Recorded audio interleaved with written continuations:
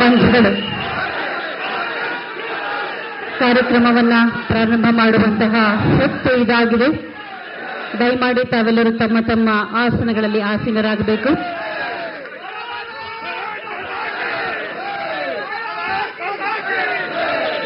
ಬಂಧುಗಳೇ, ಭವ್ಯ ಭಾರತದ ನಿರ್ಮಾಣದಲ್ಲಿ ಮತ್ತೊಂದು ಮಹತ್ವದ ಮೈಲಿಗಲ್ಲು ನಮ್ಮ ಮೆಟ್ರೋ. ಸಮಯದ ಉಳಿತಾಯ, ವಾಯು ಮಾಲಿನ್ಯಕ್ಕೆ ವಿದಾಯ, ಸ್ವಚ್ಛ ಸುಂದರ ಹಸಿರು ಬೆಂಗಳೂರಿಗಾಗಿ ನವ ಅಧ್ಯಾಯ. ನಮ್ಮ ಬೆಂಗಳೂರು, ನಮ್ಮ metro. Ladies and gentlemen, next gen mobility for next gen city.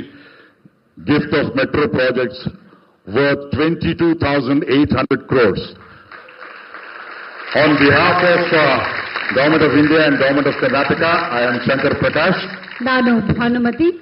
We welcome you all to this momentous occasion at Namma Bengaluru, the IT city, the BT city, the technological capital of India, and of course now transforming itself into the infrastructure capital of India. ತಮಗೆಲ್ಲರಿಗೂ ಆತ್ಮೀಯವಾದ ಸ್ವಾಗತ ಬಂಧುಗಳೇ. R V ರಸ್ತೆಯಿಂದ ಬೆಮ್ಮಸಂದ್ರದವರೆಗೆ Bengaluru metro ಹಳದಿ ಮಾರ್ಗದ ಉದ್ಘಾಟನೆ. Foundation stone laying for Bengaluru metro phase 3. ಸನ್ಮಾನ್ಯ ಪ್ರಧಾನಮಂತ್ರಿಗಳಾದ ಶ್ರೀ ನರೇಂದ್ರ ಮೋದಿಯವರು ಈಗಾಗಲೇ 3 ವಂದೇ ಭಾರತ್ ಎಕ್ಸ್ಪ್ರೆಸ್ ರೈಲುಗಳಿಗೆ ಚಾಲನೆಯನ್ನ ನೀಡಿದ್ದಾರೆ. Yes, ladies and gentlemen, we now request all of you to kindly rise for the national anthem. ರಾಷ್ಟ್ರಗೀತೆಗಾಗಿ ದಯಮಾಡಿ ಎಲ್ಲರೂ ಎದ್ದು ನಿಲ್ಲಬೇಕಾಗಿ ವಿನಂತಿ. ಜನಗಣ ಮನ ಅಧಿನಾಯಕ ಜಯ ಹೇ ಭಾರತ ಭಾಗ್ಯ ವಿಧಾತ.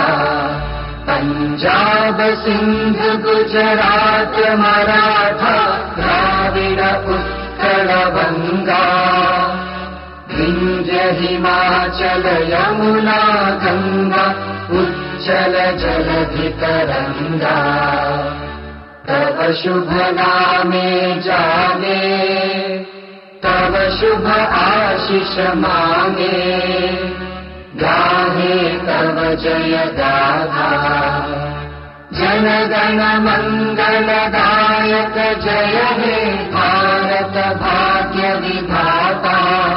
जय हे जय हे जय हे जय जय जय जय हे. I request you to remain standing for Nadagite. Jaya Bharata Jananiya Tanujate, Jaya He Karnataka Mate. Request all of you to rise once again.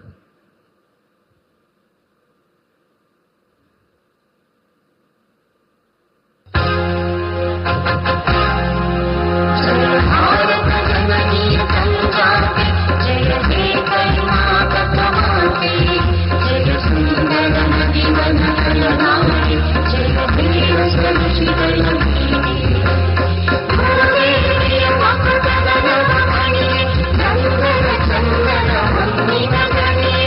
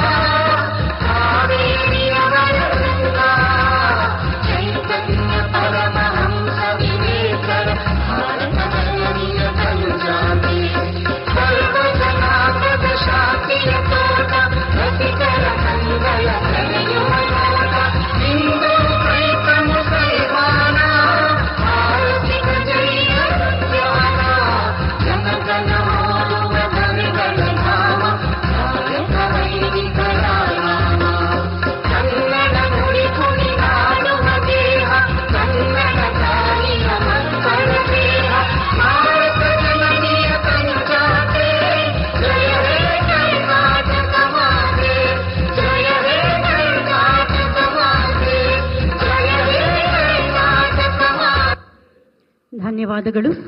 ಕರುನಾಡಿಗೆ ಆಗಮಿಸಿರುವಂತಹ ನಮ್ಮೆಲ್ಲರ ನೆಚ್ಚಿನ ಸನ್ಮಾನ್ಯ ಪ್ರಧಾನಮಂತ್ರಿಗಳಾದ ಶ್ರೀ ನರೇಂದ್ರ ಮೋದಿಯವರಿಗೆ ಕರ್ನಾಟಕ ಸರ್ಕಾರದ ಪರವಾಗಿ ಸನ್ಮಾನ್ಯ ಮುಖ್ಯಮಂತ್ರಿಗಳಾದ ಶ್ರೀ ಸಿದ್ದರಾಮಯ್ಯನವರು ಇದೀಗ ಸನ್ಮಾನವನ್ನ ನೆರವೇರಿಸಬೇಕಾಗಿ ಕೋರಿಕೆ. We now request the Honorable Chief Minister of Karnataka, Shri Siddaramaiah, to please welcome the Honorable Prime Minister and felicitate him on behalf of the entire Karnataka fraternity. ಸಿರಿಗಂಧದ ನಾಡು ನಮ್ಮ ಹೆಮ್ಮೆಯ ಕರ್ನಾಟಕ, ಕರ್ನಾಟಕದ ಪರವಾಗಿ ಸನ್ಮಾನವನ್ನ ನೆರವೇರಿಸ್ತಾ ಇದ್ದಾರೆ ಸನ್ಮಾನ್ಯ ಮುಖ್ಯಮಂತ್ರಿಗಳಾದ ಶ್ರೀ ಸಿದ್ದರಾಮಯ್ಯನವರು. I now request the Honorable Deputy Chief Minister of Karnataka, Shri D.K. Shivkumar, also to felicitate the Honorable Prime Minister. Ladies and gentlemen, a huge round of applause. Once again, a hearty welcome to the Honorable Prime Minister. Karnataka ಸರ್ಕಾರದ ಸನ್ಮಾನ್ಯ ಉಪಮುಖ್ಯಮಂತ್ರಿಗಳಾದ ಡಿ.ಕೆ. ಶಿವಕುಮಾರ್ ಅವರು ಸನ್ಮಾನ್ಯ ಪ್ರಧಾನಮಂತ್ರಿಗಳಿಗೆ ಗೌರವವನ್ನು ಸಲ್ಲಿಸಿದ್ದಾರೆ. ಧನ್ಯವಾದಗಳು. At this juncture, we now request the Honorable Union Minister of State for Jal Shakti and Railways, Shri V. Somanna, for the welcome address. ಎಲ್ಲರನ್ನ ಸ್ವಾಗತಿಸಲಿದ್ದಾರೆ Shri V. ಸೋಮಣ್ಣನವರು. ಇದೀಗ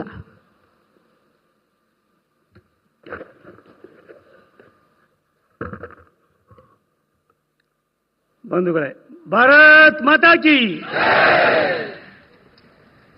ನಮಸ್ಕಾರ. 12ನೇ ಶತಮಾನದಲ್ಲಿ ನಮ್ಮ ಬಸವಣ್ಣನವರು ಹೇಳಿದ ಕಾಯಕವೇ ಕೈಲಾಸ ತತ್ವದ ಪ್ರತಿರೂಪವೇ ನಮ್ಮ ಪ್ರಧಾನಮಂತ್ರಿಗಳು. ಬಸವಣ್ಣವರ ಕಾಯಕವೇ ಕೈಲಾಸ ಎಂಬುದು ಕೇವಲ ಶಬ್ದವಲ್ಲ, ಇದು ಮೋದಿಜಿ ಅವರ ಜೀವನದ ಮಂತ್ರ. ಕ್ಷಣ ಕ್ಷಣವೂ ಅಭ್ಯಾಸಿಸಿ ಕಾರ್ಯಗತಗೊಳಿಸಿದ ಅವರ ನಾಯಕತ್ವ ಆಡಳಿತದ ಸಿದ್ಧ ಸೂತ್ರ.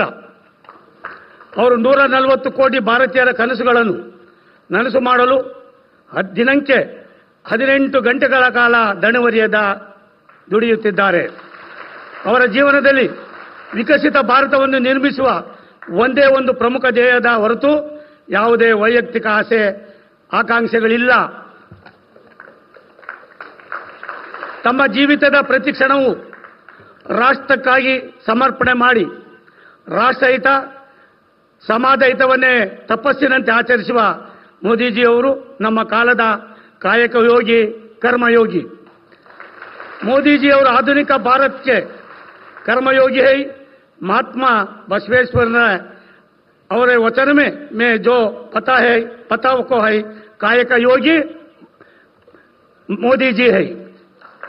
We can see work is worship in Modi ji life. ऐसे महान व्यक्ति का मार्गदर्शन में केंद्र सरकार में मैं काम कराना मेरे लिए बहुत सौभाग्य का दिन है. ವಿಕಸಿತ ಭಾರತದ ನಿರ್ಮಾಣದ ಸಂಕಲ್ಪದ ಹೊಣೆ ಹೊತ್ತಿರುವ ಮೋದಿಜಿ ಅವರ ನಾಯಕತ್ವದಲ್ಲಿ ಭಾರತ ಯಾರ ಎದುರು ತಲೆಬಾಗುವುದಿಲ್ಲ, ಕೈ ಚಾಚುವುದಿಲ್ಲ. ದುಷ್ಟ ಉಗ್ರರನ್ನು ಹುಟ್ಟಡಗಿಸಲು ಸರ್ಜಿಕಲ್ ಸ್ಟ್ರೈಕ್, ಏರ್ ಸ್ಟ್ರೈಕ್ ಅಲ್ಲದೆ ಆಪರೇಷನ್ ಸಿಂಧೂರದಲ್ಲಿ ತೋರಿದ ಪರಾಕ್ರಮ, ಜಮ್ಮು ಕಾಶ್ಮೀರದ 370ನೇ ವಿಧಿಯನ್ನು ತೆಗೆದುಹಾಕುವ ದಿಟ್ಟ ಧೈರ್ಯಶಾಲಿ ನಿರ್ಧಾರವಿರಬಹುದು. ವೈರಿಗಳ ಎದುರು ಸಡ್ಡು ಹೊಡೆದು ನಿಂತಿರುವ ಆತ್ಮನಿರ್ಭರ ಆತ್ಮವಿಶ್ವಾಸದಿಂದ ಮುನ್ನುಗ್ಗುತ್ತಿರುವ ನವ ಭಾರತದ ದರ್ಶನ ನಮಗೆ ಈಗ ಆಗಿದೆ. ಪ್ರಧಾನಿ ಮೋದಿಜಿ ಅವರ ನಾಯಕತ್ವದಲ್ಲಿ 21ನೇ ಶತಮಾನದಲ್ಲಿ ಹೊಸ ಜಗತ್ತನ್ನು ಮುನ್ನಡೆಸಲು ಸಿದ್ಧವಾಗಿ ನಿಂತ ಪ್ರಪಂಚಕ್ಕೆ ಸಾರಥಿಯಂತಿರುವ ನಿರ್ಭೀತ ನವ ಭಾರತ ಬೆಳೆದು ನಿಂತಿದೆ. ಕರ್ನಾಟಕವು ಸಂತರ, ವಿದ್ವಾಂಸರ ಮತ್ತು ತತ್ವಜ್ಞಾನಿಗಳ ನಾಡು ಎಂದು ಕರೆಯಲು ಹೆಸರಿಸಲಾಗಿದೆ.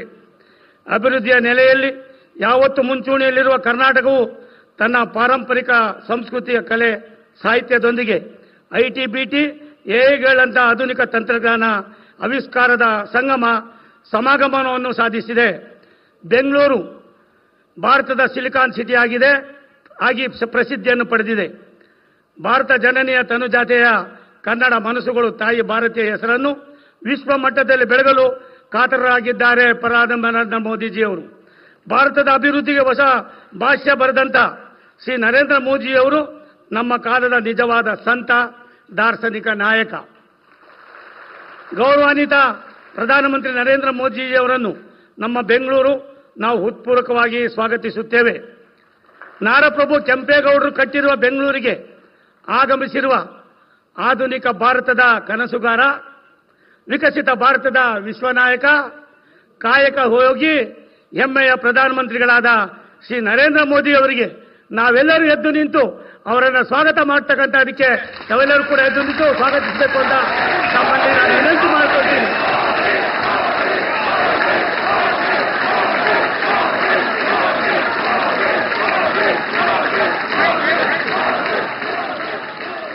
ಈ ಕಾರ್ಯಕ್ರಮಕ್ಕೆ ಆಗಮಿಸಿರುವ ಘನತೆವೆತ್ತ ಮಾನ್ಯ ರಾಜ್ಯಪಾಲರಾದ ಶ್ರೀ ತಾವರ್ಚಂದ್ ಗೆಹ್ಲೋಟ್ ರವರಿಗೆ, ಕರ್ನಾಟಕ ಸರ್ಕಾರದ ಸನ್ಮಾನ್ಯ ಮುಖ್ಯಮಂತ್ರಿಗಳು ಹಿರಿಯರು ಆಗಿರ್ತಕ್ಕಂಥ ಸನ್ಮಾನ್ಯ ಸಿದ್ದರಾಮಯ್ಯ ಸಾಹೇಬರಿಗೆ ತುಂಬ ಹೃದಯದ ಸ್ವಾಗತವನ್ನು ಕೋರ್ತಾ ಇದ್ದೀನಿ. ಹರಿಯಾಣದ ಮಾಜಿ ಮುಖ್ಯಮಂತ್ರಿ ಹಾಗೂ ಕೇಂದ್ರದ ಸಚಿವರಾಗಿರ್ತಕ್ಕಂಥ ಸನ್ಮಾನ್ಯ ಶ್ರೀ ಮನೋಹರ್ ಲಾಲ್ ಅವರಿಗೆ ಹಾಗೂ ನಮ್ಮ ಮಾಜಿ ಮುಖ್ಯಮಂತ್ರಿಗಳು, ಕೇಂದ್ರ ಸರ್ಕಾರದ ಮಂತ್ರಿಗಳು, ನನ್ನ ಆತ್ಮೀಯರು ಆಗಿರ್ತಕ್ಕಂಥ ಶ್ರೀ ಎಚ್ ಡಿ ಕುಮಾರಸ್ವಾಮಿ ಅವರಿಗೆ, ಕೇಂದ್ರ ಸರ್ಕಾರದ ಸನ್ಮಾನ್ಯ ಮಂತ್ರಿಗಳಾದ ಅಶ್ವಿನಿ ವೈಷ್ಣವ್ ಅವರು ರೈಲ್ವೆ ಇಲಾಖೆಯಲ್ಲಿ ಒಂದು ದೊಡ್ಡ ಸಂದೇಶವನ್ನು ಕೊಡ್ತಾ ಇದ್ದಾರೆ, ಅವ್ರಿಗೂ ಕೂಡ ಸ್ವಾಗತವನ್ನು ಕೋರ್ತಾ ಇದ್ದೀನಿ. ಈ ಕಾರ್ಯಕ್ರಮದಲ್ಲಿ ಉಪಸ್ಥಿತರಿರುತ್ತಾ ಕೇಂದ್ರ ಸರ್ಕಾರದ ರಾಜ್ಯ ಖಾತೆ ಸಚಿವರು ನನ್ನ ಸಹೋದರಿ ಶೋಭಾ ಕರಂದ್ಲಾಜೆ ಅವರಿಗೂ ಕೂಡ ನಾನು ಸ್ವಾಗತವನ್ನು ಕೋರ್ತಾ ಇದ್ದೀನಿ. ಕರ್ನಾಟಕ ಸರ್ಕಾರದ ಸನ್ಮಾನ್ಯ ಉಪಮುಖ್ಯಮಂತ್ರಿಗಳು, ಬೆಂಗಳೂರು ಅಭಿವೃದ್ಧಿ ಮತ್ತು ಬೃಹತ್ ನೀರಾವರಿ ಖಾತೆ ಸಚಿವರು, ನನ್ನ ಆತ್ಮೀಯರಾಗಿರ್ತಕ್ಕಂಥ ಡಿ ಕೆ ಶಿವಕುಮಾರ್ ಅವರಿಗೂ ಕೂಡ ತುಂಬ ಹೃದಯದ ಸ್ವಾಗತವನ್ನು ಕೋರ್ತಾ ಇದ್ದೀನಿ. ಕರ್ನಾಟಕ ಸರ್ಕಾರದ ಮಾನ್ಯ ಸಚಿವರಾದ ಬೈರ್ತಿ ಸುರೇಶ್ ಅವರಿಗೆ, ನಮ್ಮ ಪಕ್ಷದ ವಿರೋಧ ಪಕ್ಷದ ನಾಯಕರು, ನಮ್ಮೆಲ್ಲರ ನಾಯಕರಾಗಿರ್ತಕ್ಕಂಥ ಆರ್ ಅಶೋಕರ್ ಅವರಿಗೆ ತುಂಬ ಹೃದಯದ ಸ್ವಾಗತವನ್ನು ಕೋರ್ತಾ ಇದ್ದೀನಿ. ಮಾನ್ಯ ಸಂಸದರು ಆದ ಡಾಕ್ಟರ್ ಮಂಜುನಾಥ್ ಅವರಿಗೆ, ನನ್ನ ಕಿರಿಯ ಸಹೋದರ ಸಂಸದ ತೇಜಸ್ವಿ ಸೂರ್ಯ ಅವರಿಗೆ, ಶಾಸಕರು ನಮ್ಮ ಪಕ್ಷದ ಅಧ್ಯಕ್ಷ ಆಗಿರ್ತಕ್ಕಂಥ ಸನ್ಮಾನ್ಯ ವಿಜಯೇಂದ್ರ ಅವರಿಗೆ, ಇಲ್ಲಿ ನೆರೆದಿರುವ ಮಾಧ್ಯಮ ಮಿತ್ರರು, ನಮ್ಮ ಮೆಟ್ರೋ ಸಂಸ್ಥೆ ಅಧಿಕಾರಿ ಸಿಬ್ಬಂದಿ ವರ್ಗದವರು, ನನ್ನ ಪ್ರೀತಿಯ ರೈಲ್ವೆ ಪರಿವಾರದ ಸದಸ್ಯರು ಹಾಗೂ ಬೆಂಗಳೂರಿನ ಎಲ್ಲ ನಾಗರಿಕರಿಗೆ, ಈ ಕಾರ್ಯಕ್ರಮದಲ್ಲಿ ಟಿವಿ ಮತ್ತು ಸೋಷಿಯಲ್ ಮೀಡಿಯಾದಲ್ಲಿ ನೇರ ಪ್ರಸಾರದಲ್ಲಿ ವೀಕ್ಷಿಸುತ್ತಿರುವ ಸಮಸ್ತ ಕರ್ನಾಟಕ ಕನ್ನಡದ ಮತ್ತು ಭಾರತ ದೇಶದ ಮಹಾಜನತೆಗೆ ನಾನು ತುಂಬ ಹೃದಯದ ಸ್ವಾಗತವನ್ನು ಕೋರ್ತಾ, ಬಂದಿರತಕ್ಕಂಥ ಎಲ್ಲ ರಾಜ್ಯಸಭಾ ಸದಸ್ಯರು, ವಿಧಾನಸಭಾ ಸದಸ್ಯರು, ಮಾಜಿ ಸದಸ್ಯರು, ಜನಪ್ರತಿನಿಧಿಗಳು ಹಾಗೂ ಬಂದಿರತಕ್ಕಂಥ ತಮ್ಮೆಲ್ಲರಿಗೂ ಕೂಡ ಮತ್ತೊಮ್ಮೆ ತುಂಬ ಹೃದಯದ ಸ್ವಾಗತವನ್ನು ಕೋರಿ ನನ್ನ ಮಾತನ್ನು ಮುಗಿಸ್ತೀನಿ. ನಮಸ್ಕಾರ. Thank you, Shri V. Somana, for extending a very cordial welcome to the Honorable Prime Minister and the dignitaries on the dais. ಧನ್ಯವಾದಗಳು ಸರ್. ಅವರ ನುಡಿಗಳಿಗಾಗಿ ಬರಮಾಡಿಕೊಳ್ಳೋಣ ಬಂಧುಗಳೇ. ಮಾನ್ಯ ರೈಲ್ವೆ, ಮಾಹಿತಿ ಮತ್ತು ಪ್ರಸಾರ, ವಿದ್ಯುನ್ಮಾನ ಹಾಗೂ ಮಾಹಿತಿ ತಂತ್ರಜ್ಞಾನ ಸಚಿವರು, ಭಾರತ ಸರ್ಕಾರ, Shri Ashwini Vaishnav. Please welcome Shri Ashwini Vaishnav. Honorable Prime Minister Shri Narendra Modi ji, Honorable Governor, Honorable Chief Minister, Honorable Deputy Chief Minister Sir, Honorable Union Ministers, Honorable Ministers from State Government, Honorable MPs, MLAs, I am not taking individual names, please forgive me for that. Namaskara. Namaskara Bengaluru. Josh. Chennagidira. Honorable Prime Minister Sir, I thank you for your visionary leadership. In the last 11 years of your leadership, India is transforming in every sector. In 2014, India was called a fragile economy. Today, India is considered as a bright spot in a world filled with uncertainty. I will share the details of transformation in two sectors, electronics and railways. First, electronics sector. Our electronics production has grown 6 times in the last 11 years. Today, electronics manufacturing has touched 12 lakh crore rupees. Electronics exports has gone up 8 times. 11 years ago, nobody could think that we will be exporting electronics. Today, it has crossed 3 lakh crore rupees. India has become second largest manufacturer of mobile phones in the world. And now, in our Bengaluru, Namma Bengaluru, Devanalli is becoming a major iPhone manufacturing hub. India has become the top smartphone supplier to which country? to USA, overtaking all other countries. Friends, AI is shaping our world today. Our Prime Minister's vision is of democratizing technology. It should be accessible to all. It should not be within the limits of a few. It should be available to all.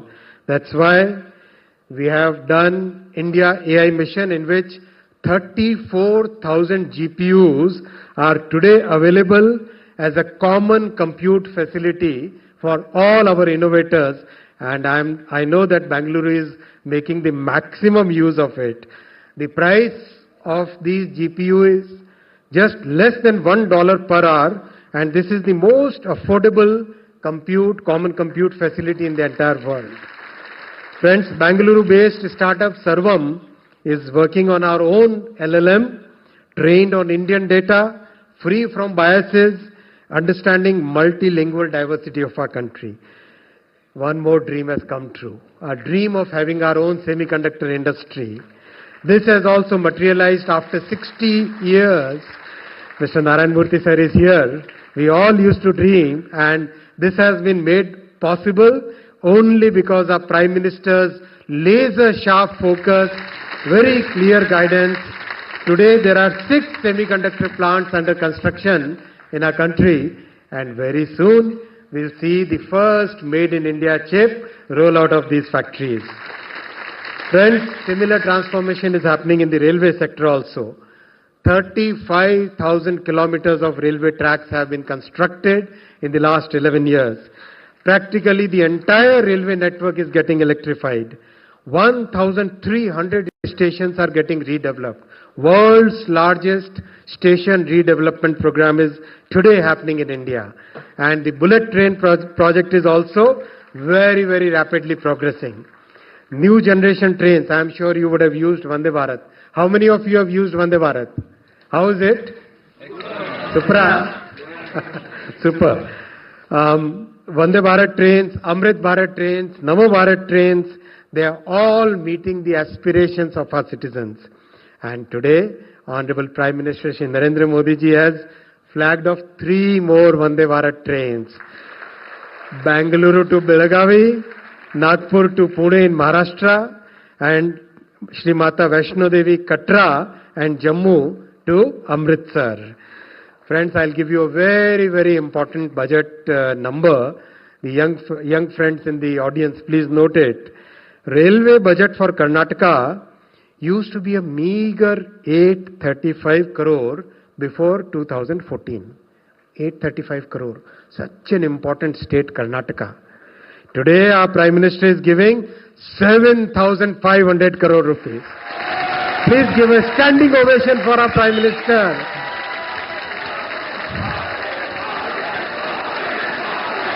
We all thank him for giving such a huge budget for development of railways in Karnataka. Thank you, sir. Thank you so much for doing so much for Karnataka. Friends, today 54,000 crore rupees worth projects are going on in Karnataka. We are redeveloping 61 stations in Karnataka under the Amrit Bharat station. 124 flyovers and underpasses are being constructed. Friends, Honorable Prime Minister Shri Narendra Modi ji has laid a very strong foundation for Viksit Bharat in 2047. The entire nation is participating in achieving this collective dream of our nation. With strong and decisive leadership of our Prime Minister and hard work of 140 crore citizens, we will become a developed nation by 2047. With these wishes, I thank you all for joining this historic event. Dhanyavadagalu. Bharat Mata Ki. Well, ladies and gentlemen, India indeed is leading the world. Let's give a round of applause and thank Shri Ashwini Vaishnav for a highly positive address. Thank you, sir. ಅವರ ಅಭಿಪ್ರಾಯವನ್ನ ಆಲಿಸುವಂತಹ ಸಮಯವಿದು. ಮಾನ್ಯ ವಸತಿ ಮತ್ತು ನಗರ ವ್ಯವಹಾರಗಳ ಹಾಗೂ ವಿದ್ಯುತ್ ಸಚಿವರು ಭಾರತ ಸರ್ಕಾರ ಬಂಧುಗಳೇ ಸ್ವಾಗತಿಸಿ ಶ್ರೀ ಮನೋಹರ್ ಲಾಲ್. देवी और सज्जनों, स्वागत कीजिए श्री मनोहर लाल जी को.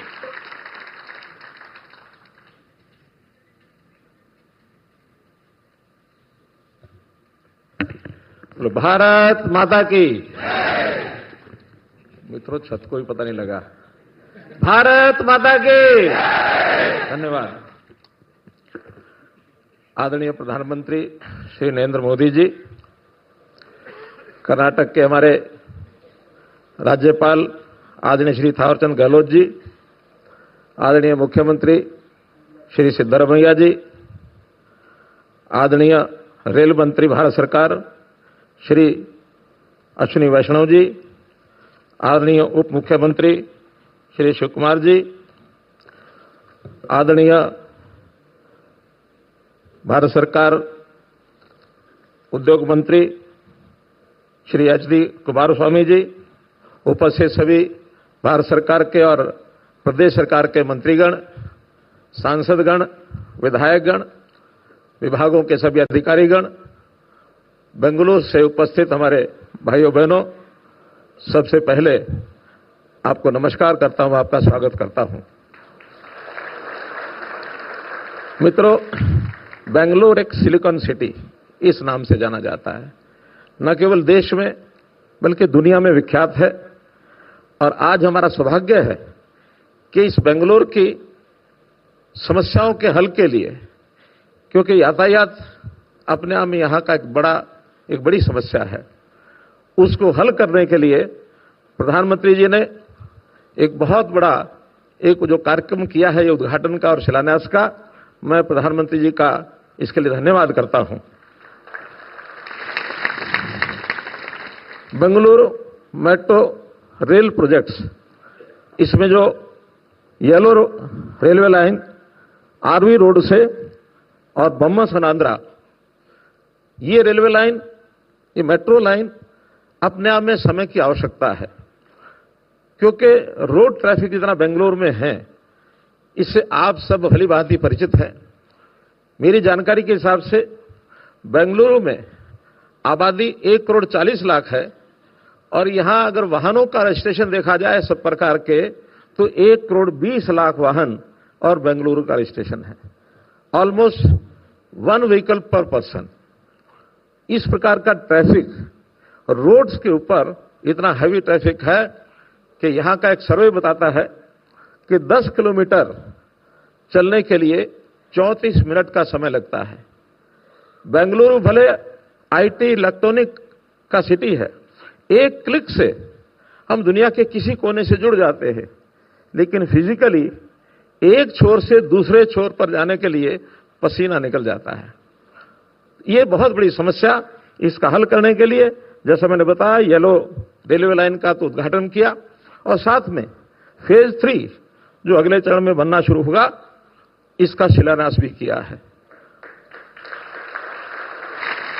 और इस कार्य को करने के लिए मैं मेट्रो के विभाग को, यहां के एडमिनिस्ट्रेशन को, विशेष तौर पर यहां के युवा सांसद तेजस्वी जी को बधाई देता हूं, जिस प्रकार से ये प्रधानमंत्री जी के पास लगातार गए, लगातार हमारे विभाग में भी आए और पिछले दिनों में कोलकाता से इसी मेट्रो के 3 बोगीज को और वहां से हरी झंडी देकर के वहां से यहां लाया गया, उस कार्यक्रम को भी उन्होंने कराया है।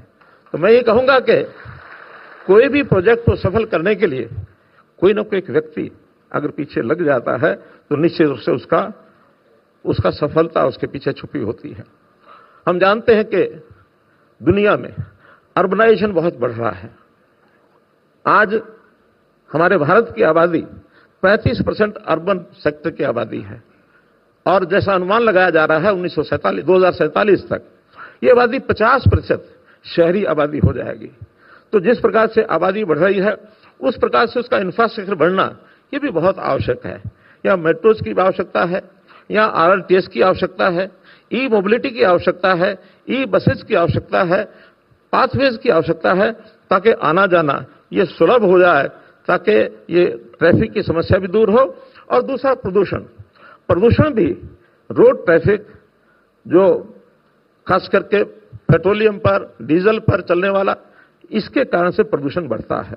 उस प्रदूषण की कमी के लिए भी मेट्रो अपने आप में एक योगदान दे रहा है।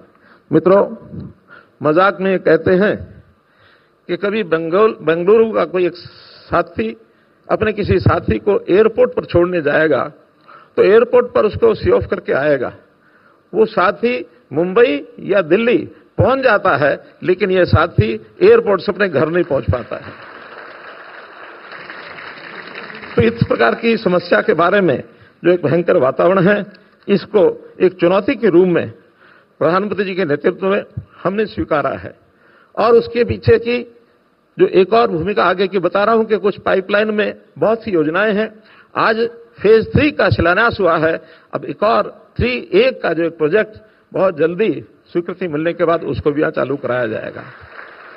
और जितनी प्लानिंग बेंगलुरु की है, मैं समझता हूं आने वाले वर्षों में दिल्ली के बाद नंबर 2 पर मेट्रो नेटवर्क वो बेंगलुरु का होगा। बेंगलुरु की ये ट्रैफिक की जो रफ्तार है, इसको ही नहीं बल्कि इसके साथ यहां की प्रगति, ये भी एक अभूतपूर्व माइलस्टोन है। और बेंगलुरु की माइलस्टोन इसलिए बनी है कि आईटी, यहां उद्योग में खास करके गारमेंट्स, इस उद्योग के लोग भी बहुत काम करते हैं। ऐसा जानकारी मिली है 13 लाख वर्कर ये डेली अपने एक स्थान से दूसरे स्थान केवल 2 उद्योगों में जाते हैं। जीडीपी इन सब उद्योगों के कारण से यहां बढ़ी है। तो ये सब श्रेय प्रधानमंत्री जी को जाता है। प्रधानमंत्री जी ने न केवल बेंगलुरु और कर्नाटक बल्कि देश भर में जिस प्रकार से इस प्रगति की रफ्तार को बढ़ाया है, दुनिया में हमारा नाम हुआ है। हमारी आर्थिकी जो कभी 5वें नंबर पर थी, 4थे पर आ गई है और आने वाले 2027 में 3रे नंबर पर आने की पूरी हमारी योजना है कि हम 3rd place will cover in the economic GDP structure. पिछले 11 साल में ये प्रगति का अगर पैमाना देखना हो तो मैं केवल 1 महीने के प्रधानमंत्री जी के जो कार्यक्रम हुए हैं, पिछले 1 महीने के, कि सारे देश भर में किस प्रकार से कार्यक्रम आयोजन किए हैं, चाहे उद्घाटन हो, चाहे शिलान्यास हो अथवा अन्य प्रकार के। 12 जुलाई को यानी 1 महीना पहले रोजगार मेले के रूप में अलग अलग विभागों के युवाओं को 51,000 अपॉइंटमेंट लेटर दिए। ये 12 जुलाई 1 महीने पहले की बात है। इसी प्रकार 18 जुलाई को दुर्गापुर में पश्चिम बंगाल में 5,500 करोड़ की योजनाओं का उद्घाटन शिलान्यास किया। 18 जुलाई को ही 7,000 करोड़ की परियोजनाओं की मोतीहार बिहार में योजनाओं को आपने और उसका उद्घाटन किया। इसी प्रकार 26 जुलाई को तमिलनाडु के तुथुकुंडी में 5,000 करोड़ के विकास कार्यों को आपने आगे बढ़ाया है। और आगे अगर बढ़ते हैं तो 2 अगस्त को बनारस उत्तर प्रदेश में 2,000 से ज्यादा परियोजनाएं और विकास कार्यों का शिलान्यास आपने किया है। 6 अगस्त को दिल्ली में अभी कर्तव्य भवन का उद्घाटन हुआ है, जो सब आज हम जानते हैं कि भारत सरकार के सभी विभाग 10 कर्तव्य भवन बनने जा रहे हैं, उसमें से एक पहला भवन ये है। और आज आप बेंगलुरु में हैं, जिस प्रकार से बताया गया कि 23,000 करोड़ रुपए के उद्घाटन और शिलान्यास के कार्यक्रम ये आज के द्वारा हो रहे हैं। और न केवल यहां तक, कल प्रातःकाल 187 बहुत अच्छे फ्लैट्स, मेंबर पार्लियामेंट के नए भवन, उसका भी आप उद्घाटन करने वाले हैं। तो कल के कार्यक्रम की भी, चूंकि वो मेरे विभाग में मुझे साथ जाना होगा, तो इस नाते से ये लगातार महीने में इतने करोड़ों रुपए के जो उद्घाटन शिलान्यास और कार्यक्रम हो रहे हैं, ये लगातार 11 साल से चल रहे हैं। और इस गति को मैं समझता हूं आगे यदि हम बढ़ाए रखेंगे तो निश्चित रूप से जो अपने देश की एक योजना कल्पना प्रधानमंत्री जी ने हमारे सामने रखी है कि देश 2047 तक विकसित भारत हमको बनाना है। और यदि विकसित भारत की एक चीज होती है दृश्य, दिखने वाली, कुछ होती है अदृश्य। हमारी आर्थिक स्थिति दिखने वाली चीज नहीं, महसूस करने वाली बात है। हमारी जीडीपी कैसे बढ़ती है, दिखने वाली चीज है। बहुत से ऐसे कार्यक्रम जो दुनिया उसको एहसास करती है। लेकिन आप दुनिया के किसी शहर में जाए, किसी देश में जाए, तो वहां के जो बड़े शहर हैं, उन शहरों को देखने से पता लगता है कि ये देश कैसा होगा। और उस प्रकार से वहां के, चाहे उसमें हम टोक्यो जाएं, बर्लिन जाएं, बीजिंग जाएं, हम वाशिंगटन जाएं, लंदन जाएं, ये कितने ही ऐसे देशों के शहर हैं जो विकसित हैं। उनके बराबर हम भी अपने यहां, चाहे वो बेंगलुरु हो, चाहे दिल्ली हो, मुंबई हो, अहमदाबाद हो, हैदराबाद हो, चेन्नई हो, ये सब शहरों को हमको उनके मुकाबले पर लाना है। और निश्चित रूप से मैं मान के चलता हूं कि हम सब कंधे से कंधा मिला करके आगे बढ़ेंगे तो एक दिन निश्चित रूप से हम इस टारगेट को पूरा करेंगे कि देश विकसित भारत के रूप में आगे आएगा। और इसका श्रेय हमारे माननीय प्रधानमंत्री जी को जाएगा कि उन्होंने जो नींव रखी उस नींव को आगे बढ़ते हुए हम पूरा कर रहे हैं। बहुत बहुत धन्यवाद।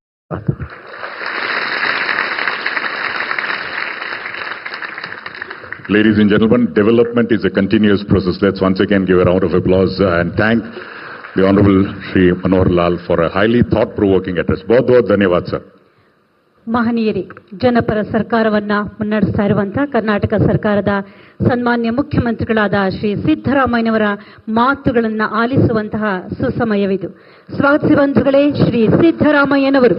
Ladies and gentlemen, please put your hands together and welcome the Honorable Chief Minister of Karnataka, Shri Siddaramaiah.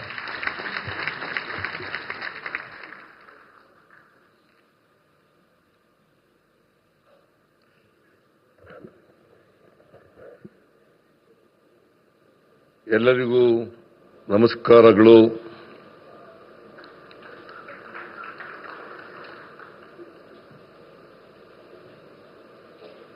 ರಾಷ್ಟ್ರದ ಪ್ರಧಾನಮಂತ್ರಿಗಳಾದಂಥ ಸನ್ಮಾನ್ಯ ಶ್ರೀ ನರೇಂದ್ರ ಮೋದಿಯವರೇ,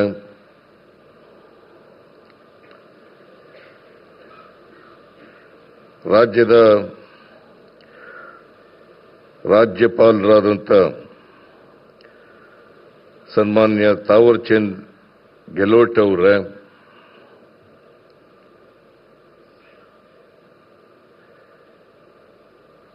ವಸತಿ ಮತ್ತು ನಗರ ವ್ಯವಹಾರಗಳ ಹಾಗೂ ವಿದ್ಯುತ್ ಸಚಿವರಾದಂಥ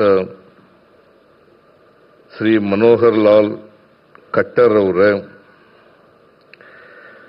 ರೈಲ್ವೆ ಸಚಿವರಾದಂಥ ಹಾಗೂ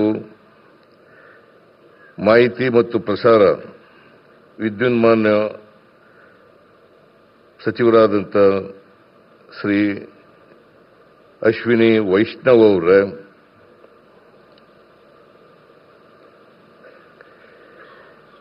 ರಾಜ್ಯದ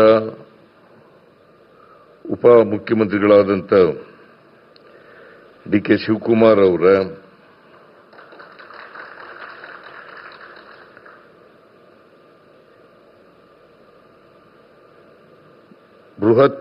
ಬೃಹತ್ ಕೈಗಾರಿಕೆ ಮತ್ತು ಉಕ್ಕು ಸಚಿವರಾದಂಥ ಮಾನ್ಯ ಎಚ್ ಡಿ ಕುಮಾರಸ್ವಾಮಿ ಅವರೇ,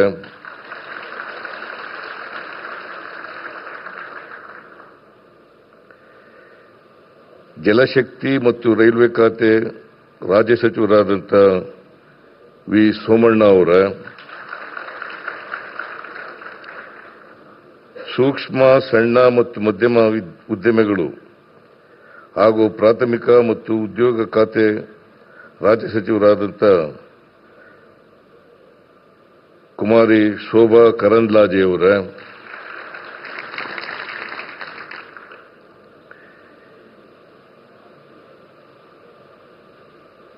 ಸಚಿವರಾದಂಥ ಬೈರತಿ ಸುರೇಶ್ ಅವರೇ,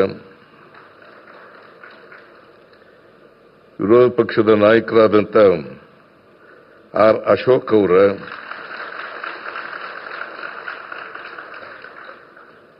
ಬೆಂಗಳೂರು ದಕ್ಷಿಣ ಲೋಕಸಭಾ ಕ್ಷೇತ್ರದ ಲೋಕಸಭಾ ಸದಸ್ಯರಾದಂಥ ಶ್ರೀ ತೇಜಸ್ವಿ ಸೂರ್ಯ ಅವರೇ,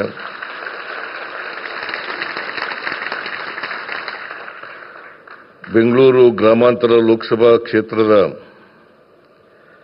ಲೋಕಸಭಾ ಸದಸ್ಯರಾದಂಥ ಡಾಕ್ಟರ್ ಸಿ ಎನ್ ಮಂಜುನಾಥ್ ಅವರೇ,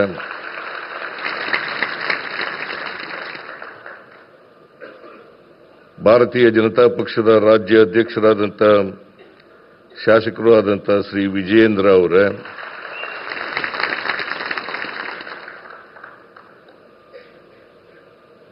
ಈ ಸಮಾರಂಭದಲ್ಲಿ ಭಾಗವಹಿಸಿರ್ತಕ್ಕಂಥ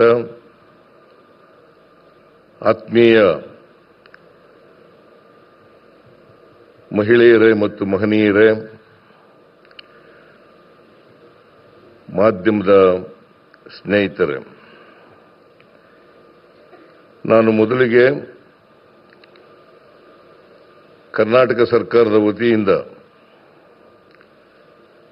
ಸನ್ಮಾನ್ಯ ಪ್ರಧಾನಮಂತ್ರಿಗಳಾದಂಥ ನರೇಂದ್ರ ಮೋದಿ ಅವರಿಗೆ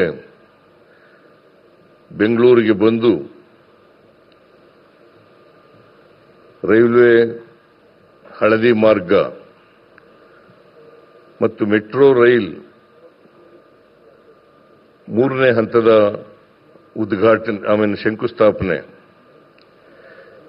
ಇದನ್ನು ನೆರವೇರಿಸಲಿಕ್ಕೆ ಬಂದಿರತಕ್ಕಂಥ ಸನ್ಮಾನ್ಯ ನರೇಂದ್ರ ಮೋದಿ ಅವರಿಗೆ ಸ್ವಾಗತವನ್ನ 7 ಕೋಟಿ ಕನ್ನಡಿಗರ ಪರವಾಗಿ ಬಯಸುತ್ತೇನೆ.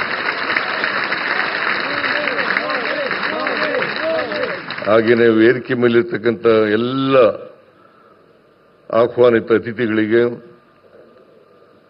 ಕರ್ನಾಟಕ ಸರ್ಕಾರದ ಪರವಾಗಿ ಸ್ವಾಗತವನ್ನು ಬಯಸ್ತಾ ಇದ್ದೇನೆ.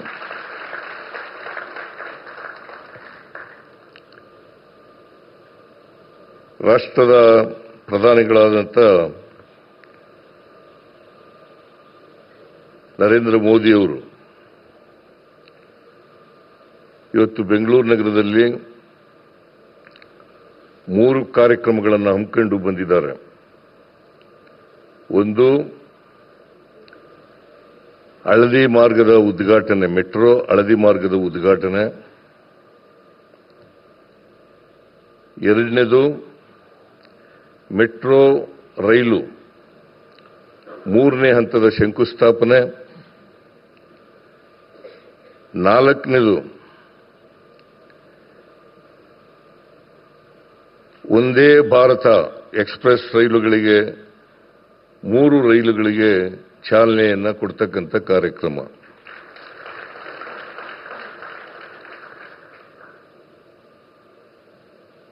ಈ 3 ಕಾರ್ಯಕ್ರಮಗಳಿಗೆ ಇವತ್ತು ಬೆಂಗಳೂರು ಬಂದು ಆ ಕಾರ್ಯಕ್ರಮದಲ್ಲಿ ಭಾಗವಹಿಸಿ ಅವುಗಳನ್ನು ಉದ್ಘಾಟನೆ, ಚಾಲನೆ ಮತ್ತು ಶಂಕುಸ್ಥಾಪನೆಯನ್ನು ನೆರವೇರಿಸಿದ್ದಾರೆ. ನಿಮಗೆಲ್ಲ ಗೊತ್ತಿದೆ, ಬೆಂಗಳೂರು ಮೆಟ್ರೋ ಪ್ರಾರಂಭ ಆದದ್ದು 2005. ಮನಮೋಹನ್ ಸಿಂಗ್ ರವರು ಪ್ರಧಾನಮಂತ್ರಿಯಾಗಿದ್ದಾಗ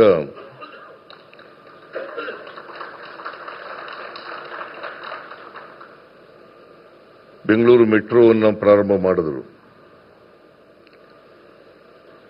ಇದು ಕೇಂದ್ರ ಸರ್ಕಾರ ಮತ್ತು ರಾಜ್ಯ ಸರ್ಕಾರಗಳ ಸಹಯೋಗದೊಡನೆ ನಡೀತಾ ಇರತಕ್ಕಂಥ ಯೋಜನೆ.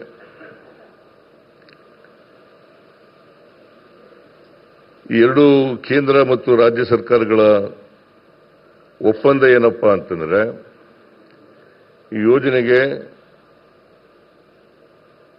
ಕೇಂದ್ರ ಸರ್ಕಾರ 50%, ರಾಜ್ಯ ಸರ್ಕಾರ 50%,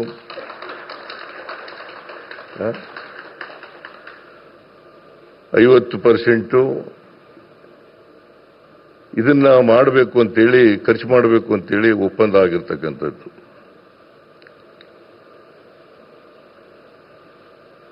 ಆದರೆ ನಿಮಗೆ ತಿಳಿಸಬೇಕು ಅಂತಂದ್ರೆ,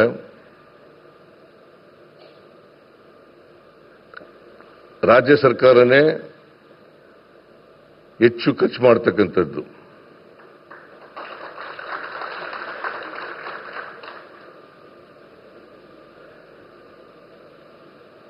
ಕೇಂದ್ರ ಸರ್ಕಾರ ತಾಂತ್ರಿಕ ನೆರವು ಮತ್ತು ಹಣಕಾಸಿನ ನೆರವನ್ನ ಸಹಾಯ ಮಾಡುತ್ತದೆ. ಹಾಗಾಗಿ ಇದು ಕೇಂದ್ರ ಮತ್ತು ರಾಜ್ಯ ಸರ್ಕಾರಗಳ ಜಂಟಿ ಕಾರ್ಯಕ್ರಮ ಅಂತಕ್ಕಂಥದ್ದು ಬಹಳ ಮುಖ್ಯ ಅಂತಕ್ಕಂಥ ಮಾತುಗಳನ್ನು ಹೇಳಲಿಕ್ಕೆ ಬಯಸ್ತಾ ಇದ್ದೇನೆ.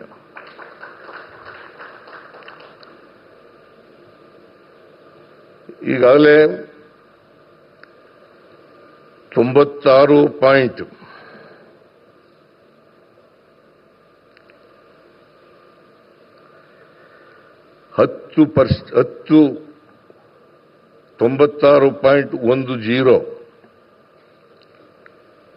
ಇಷ್ಟು ಉದ್ದದ ರೈಲ್ವೆ, ಮೆಟ್ರೋ ರೈಲ್ವೆ ಕೆಲಸ ಮುಗಿದಿದೆ.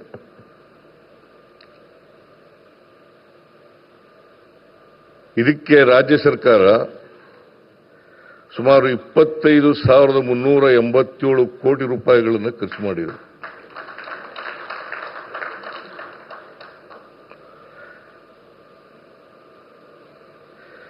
ಕೇಂದ್ರ ಸರ್ಕಾರ ಖರ್ಚು ಮಾಡಿರ್ತಕ್ಕಂಥದ್ದು 7,468.86 ಕೋಟಿ ರೂಪಾಯಿಗಳನ್ನು ಮಾತ್ರ. ಆದರೆ ಕೇಂದ್ರ ಸರ್ಕಾರ ಸಾಲ ಕೊಡ್ತದೆ, ಈಕ್ವಿಟಿ ಇಟ್ಟಿದ್ದಾರೆ, ನಾವು ಸಾಲ ಬಡ್ಡಿ ಸಮೇತವಾಗಿ ವಾಪಸ್ ಕೊಡಬೇಕು. ಇಲ್ಲಿವರೆಗೆ 3,987 ಕೋಟಿ ರೂಪಾಯಿಗಳನ್ನು ಮರುಪಾವತಿ ಮಾಡಿದ್ದೇವೆ.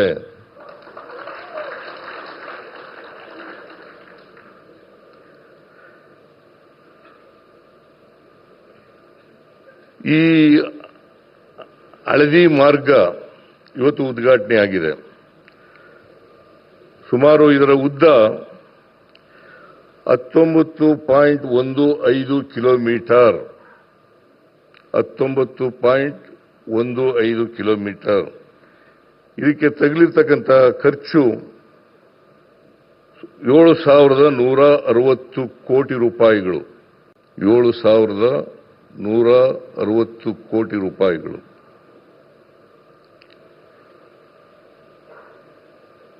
ಇದರಿಂದ ಸುಮಾರು 3.5 ಲಕ್ಷ ಪ್ರಯಾಣಿಕರು ಪ್ರತಿ ದಿನ ಟ್ರಾವೆಲ್ ಮಾಡಲಿಕ್ಕೆ ಸಾಧ್ಯ.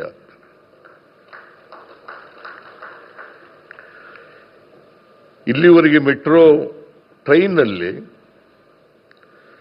ಸುಮಾರು 9 ಲಕ್ಷ ಪ್ರಯಾಣಿಕರು ಪ್ರತಿದಿನ ಪ್ರಯಾಣ ಮಾಡ್ತಾ ಇದ್ದಾರೆ. 9 ಲಕ್ಷ. ಈ ಹಳದಿ ಲೇನು ಇವತ್ತು ಏನು ಉದ್ಘಾಟನೆ ಆಗಿದೆ, ಇದು ಸೇರ್ಕೊಂಡ್ರೆ 12.5 ಲಕ್ಷ ಪ್ರಯಾಣಿಕರು ಮೆಟ್ರೋನಲ್ಲಿ ಹೋಗ್ಲಿಕ್ಕೆ, ಪ್ರಯಾಣ ಮಾಡಲಿಕ್ಕೆ ಸಾಧ್ಯ ಆಗ್ತದೆ. ಇದರ ಉದ್ದೇಶ ಏನಪ್ಪಾ ಅಂತಂದ್ರೆ, ಬೆಂಗಳೂರು ನಗರ ಬಹಳ ವೇಗವಾಗಿ ಬೆಳೀತಾ ಇರತಕ್ಕಂಥ ನಗರಗಳಲ್ಲಿ ಒಂದು. ಈ ನಗರದಲ್ಲಿ ಟ್ರಾಫಿಕ್ ಬಹಳ ಜಾಸ್ತಿ ಇದೆ. ಈ ಟ್ರಾಫಿಕ್ ಅನ್ನು ಕಡಿಮೆ ಮಾಡಲಿಕ್ಕೋಸ್ಕರವಾಗಿ ಹೆಚ್ಚು ಜನರು ಮೆಟ್ರೋ ರೈಲ್ನಲ್ಲಿ ಪ್ರಯಾಣ ಮಾಡಲಿ ಅಂತೇಳಿ ಈ ಮೆಟ್ರೋವನ್ನು ನಾವು ಯೋಜನೆಯನ್ನು ಜಾರಿಗೆ ತರ್ತಾ ಇರ್ತಕ್ಕಂಥ ಕೆಲಸವನ್ನು ಮಾಡ್ತಾ ಇದ್ದೀವಿ. ಇದನ್ನ ಹಳದಿ ಮಾರ್ಗ ಉದ್ಘಾಟನೆ ಆಗಿದೆಯಲ್ಲ, ಇದರಿಂದ ನಮಗೆ ಟ್ರಾಫಿಕ್ ಸ್ವಲ್ಪ ಕಡಿಮೆ ಆಗ್ತದೆ. 2030ನೇ ಇಸ್ವಿಗೆ 220 ಕಿಲೋಮೀಟರ್ ಉದ್ದದ ಮೆಟ್ರೋವನ್ನು ಮಾಡಬೇಕು ಅಂತಕ್ಕಂಥದ್ದು ನಮ್ಮ ಕೇಂದ್ರ ಸರ್ಕಾರದ ಉದ್ದೇಶ. ಅದು ಆದರೆ 30 ಲಕ್ಷ ಪ್ರಯಾಣಿಕರು ಪ್ರತಿದಿನ ಮೆಟ್ರೋ ರೈಲಿನಲ್ಲಿ ಪ್ರಯಾಣ ಮಾಡಲಿಕ್ಕೆ ಸಾಧ್ಯ ಆಗ್ತದೆ. ಈಗಾಗಲೇ ನಾವು 1, 2, 2A, 2B ಇವುಗಳನ್ನು ಮುಗಿಸ್ತಾ ಬಂದಿದ್ದೀವಿ.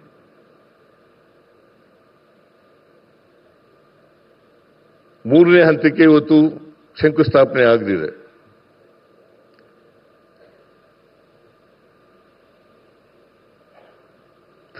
A ಯೋಜನೆಗೆ ಕೂಡ DPR ರೆಡಿಯಾಗಿದೆ. ಕೇಂದ್ರ ಸರ್ಕಾರಕ್ಕೆ ಕಳಿಸಿಕೊಟ್ಟಿದ್ದೀವಿ ನಾವು. ಅದಕ್ಕೆ ಅನುಮೋದನೆಯನ್ನು ಕೊಟ್ಟರೆ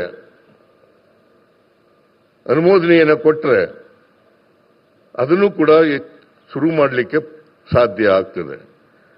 ಆಮೇಲೆ ಮೆಟ್ರೋ 4ರಲ್ಲಿ 53 ಕಿಲೋಮೀಟರ್ ಉದ್ದ ಇರ್ತಕ್ಕಂಥದ್ದು. 53 ಕಿಲೋಮೀಟರ್ ಉದ್ದ ಇರ್ತಕ್ಕಂಥದ್ದು. ಅದು ಆದರೆ 1, 2, 2A, 2B ಮತ್ತು 3 ಹಂತ 3, ಹಂತ 3ನೇ A ಆದರೆ 4ನೇದು ಕೂಡ ಆಗತ್ತೆ ಅಂತಕ್ಕಂಥ ಇದನ್ನ 2030 ಮುಗಿಸಿ 2030 ಮುಗಿಸಿ ನಾವು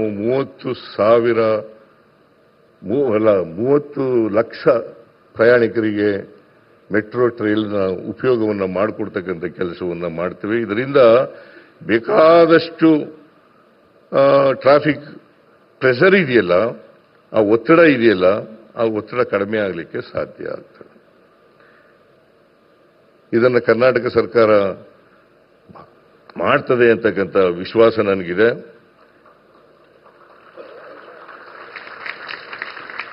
ಆಮೇಲೆ ಇವತ್ತು ಇದೇ ಸಂದರ್ಭದಲ್ಲಿ ಬೆಂಗಳೂರಿಂದ ಬೆಳಗಾವಿಗೆ ಟ್ರೈನ್ ಕೂಡ ಒಂದೇ ಭಾರತ್ ಎಕ್ಸ್ಪ್ರೆಸ್ ರೈಲು ಆಗಿದೆ. ಅದನ್ನು ಕೂಡ ಇವತ್ತು ಚಾಲನೆ ಮಾಡ್ತಕ್ಕಂಥ ಕೆಲಸವನ್ನು ಮಾಡಿದೆ. ಇನ್ನೂ ಒಂದು ಅಮೃತಸರದಿಂದ ಶ್ರೀ ಮಾತಾ ವೈಷ್ಣವ ದೇವಿ, ಆಮೇಲೆ ನಾಗ್ಪುರದಿಂದ ಪುಣೆವರೆಗೆ 3 ಒಂದೇ ಭಾರತ್ ಎಕ್ಸ್ಪ್ರೆಸ್ ರೈಲುಗಳಿಗೆ ಪ್ರಧಾನಮಂತ್ರಿಗಳು ಚಾಲನೆಯನ್ನು ನೀಡಿದ್ದಾರೆ. ಇದರಿಂದ ಹೆಚ್ಚು ಅನುಕೂಲ ಆಗ್ತದೆ ಅಂತಕ್ಕಂಥ ಮಾತುಗಳನ್ನು ಈ ಸಂದರ್ಭದಲ್ಲಿ ಹೇಳಲಿಕ್ಕೆ ಬಯಸ್ತಾ ಇದ್ದೇನೆ. ಆದರೆ ಒಂದು ನಮ್ಮ ರಾಜ್ಯನೂ ಕೂಡ ಹೇಗೆ ಮಹಾರಾಷ್ಟ್ರ ಮತ್ತು ಗುಜರಾತ್ ರಾಜ್ಯಗಳಿಗೆ ಹೆಚ್ಚು ಒತ್ತು ಕೊಡ್ತೀರಿ, ಹಾಗೆಯೇ ಕರ್ನಾಟಕಕ್ಕೂ ಒತ್ತು ಕೊಡಬೇಕು ಅಂತಕ್ಕಂಥ ಮನವಿಯನ್ನು ಪ್ರಧಾನಮಂತ್ರಿಗಳಲ್ಲಿ ಮಾಡಲಿಕ್ಕೆ ಬಯಸ್ತಾ ಇದ್ದೀನಿ. ಏನು ನಗ್ತಾ ಇದ್ದಿಲ್ಲ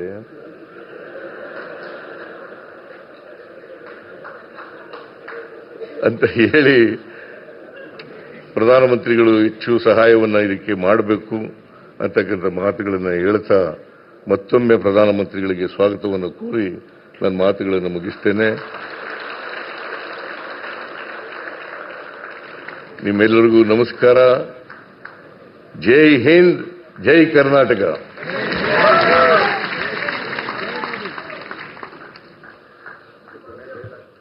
On behalf of the entire citizen fraternity of Karnataka, the Honorable CM has thanked the Prime Minister for his visit to Bengaluru and inauguration of the project, and at the same time, he has underlined the efforts and contributions of the government of Karnataka towards the success of the venture. So let's give a round of applause and thank the Honorable Chief Minister of Karnataka, Shri Siddaramaiah. ಧನ್ಯವಾದಗಳು sir.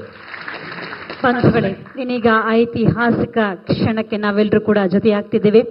Bengaluru metro ಹಳದಿ ಮಾರ್ಗದ ಉದ್ಘಾಟನೆ R V ರಸ್ತೆಯಿಂದ ಬೊಮ್ಮಸಂದ್ರದವರೆಗೆ Bengaluru metro ಹಂತ 3ರ ಶಂಕುಸ್ಥಾಪನೆಯನ್ನ ನೆರವೇರಿಸಿಕೊಡಬೇಕಾಗಿ ಸನ್ಮಾನ್ಯ ಪ್ರಧಾನಮಂತ್ರಿಗಳಾದ ಶ್ರೀ ನರೇಂದ್ರ ಮೋದಿಯವರಲ್ಲಿ ವಿನಮ್ರ ಕೋರಿಕೆ. We now request the Honorable Prime Minister of India, Shri Narendra Modi ji, to kindly press the button and inaugurate of yellow metro line from RV Road metro station to Bommasandra and laying the foundation stone of Bengaluru Metro Phase 3. Bengaluru metro ಹಳದಿ ಮಾರ್ಗ R V ರಸ್ತೆಯಿಂದ ಬೊಮ್ಮಸಂದ್ರದವರೆಗೆ ಉದ್ಘಾಟನೆಯಾಗಿದೆ. 19.15 kilometre ಮಾರ್ಗ ಇದು. Thank you very much, Honorable Prime Minister. बहुत ಧನ್ಯವಾದ sir. ಎಲ್ಲರ ಪರವಾಗಿ ಸನ್ಮಾನ್ಯ ಪ್ರಧಾನಮಂತ್ರಿಗಳಾದ ಶ್ರೀ ನರೇಂದ್ರ ಮೋದಿಯವರಿಗೆ ಅನಂತ ವಂದನೆಗಳು. We request all of you to kindly sit back for the next few minutes. Let's watch the video and the development work taking place. So all of you sit back for the next few minutes. Let's have the video, please. Over the past 11 years, under the visionary leadership of the Honorable Prime Minister, India's rail network has emerged. Under the visionary leadership of the Honorable Prime Minister, India's rail network has emerged as the backbone of mobility. कोई बाहर से वंदे भारत के जरिए आ रहा हो तो उसके बाद सीधे मेट्रो पर चढ़कर शहर में अपने घर जा सकता है या काम के लिए शहर के दूसरे हिस्से में जा सकता है. Extensive work has been done in boosting metro connectivity, thus strengthening urban transport and enhancing ease of living. Guided by the foresight of our Prime Minister, India's metro network has become the third largest in the world, surpassing Japan and other developed countries. Prior to 2014, metro lines in India covered just 248 kilometers across 5 cities. Between 2014 and 2025, the network witnessed rapid expansion, adding 807 kilometers across 24 cities. With over 1,055 kilometers of commissioned network and another 951 kilometers under construction, India's urban mobility has witnessed tremendous growth. At the forefront of this transformation is Bangalore's Namma Metro, a collaborative initiative by the Government of India and the Government of Karnataka, reshaping the way this vibrant city moves. Now, Namma Metro is ready to take its next giant leap with the launch of the Yellow Line. This 19.15 kilometer elevated corridor from RV Road to Bommasandra connects 16 key stations, transforming access across South Bengaluru.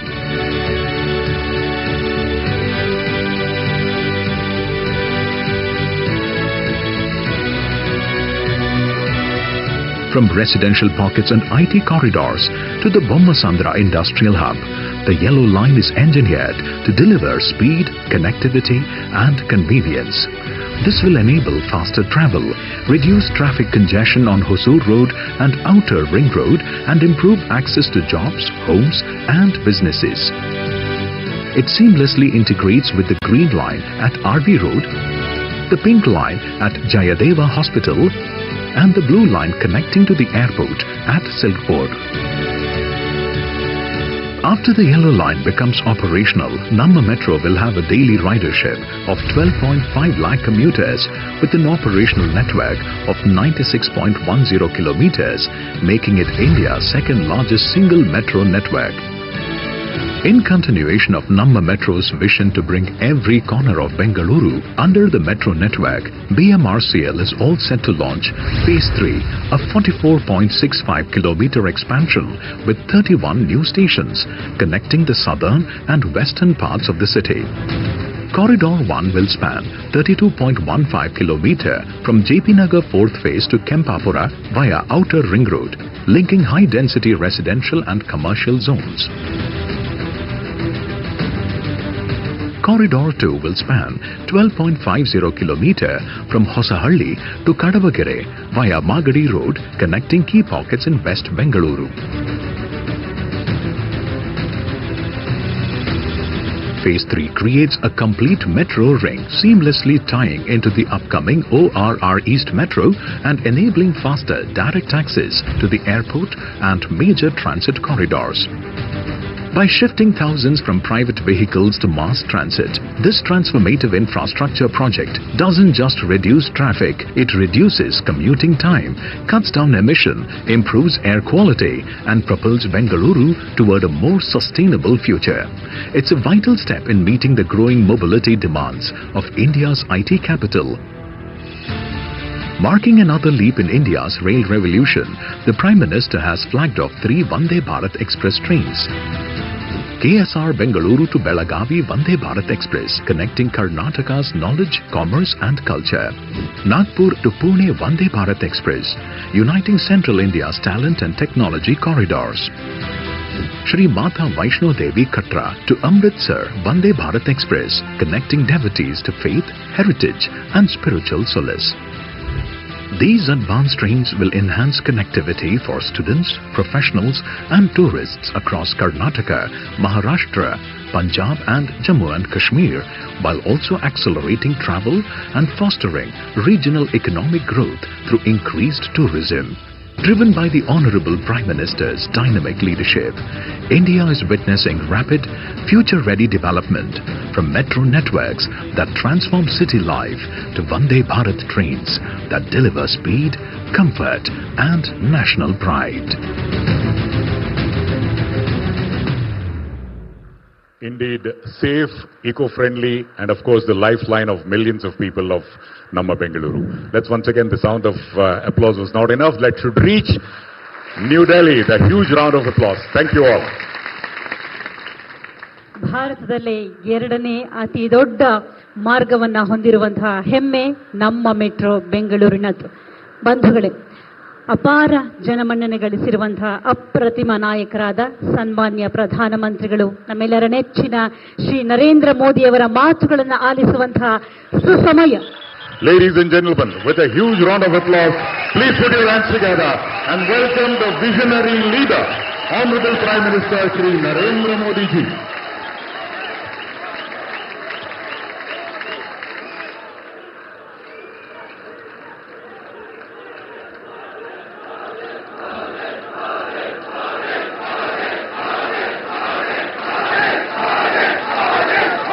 नमस्कार.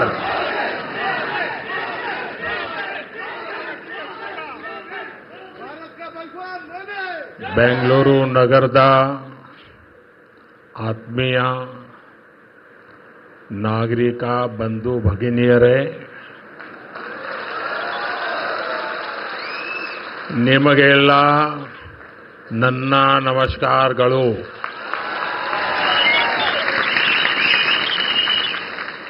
कर्नाटका के governor Shri Thaawarchand Gehlot ji, मुख्यमंत्री सिद्धरामैया जी, केंद्र में मेरे सहयोगी Manohar Lal Khattar ji, HD Kumaraswamy ji, Ashwini Vaishnaw ji, V Somanna ji, Sushri Shobha ji, उप मुख्यमंत्री DK Shivkumar जी, कर्नाटका सरकार में मंत्री वी सुरेश जी, नेता विपक्ष आर अशोक जी, सांसद तेजस्वी सूर्या जी, डॉक्टर मंजुनाथ जी, एमएलए विजयेंद्र येडियुरप्पा जी और कर्नाटका के मेरे भाई और बहनों, कर्नाटका की धरती पर कदम रखते ही अपनापन सा महसूस होता है. यहाँ की संस्कृति, यहाँ के लोगों का प्यार और कन्नड़ा भाषा की मिठास दिल को छू जाती है. सबसे पहले मैं बेंगलुरु शहर की अधिष्ठात्री देवी अन्नम्मा ताई के चरणों में प्रणाम करता हूं.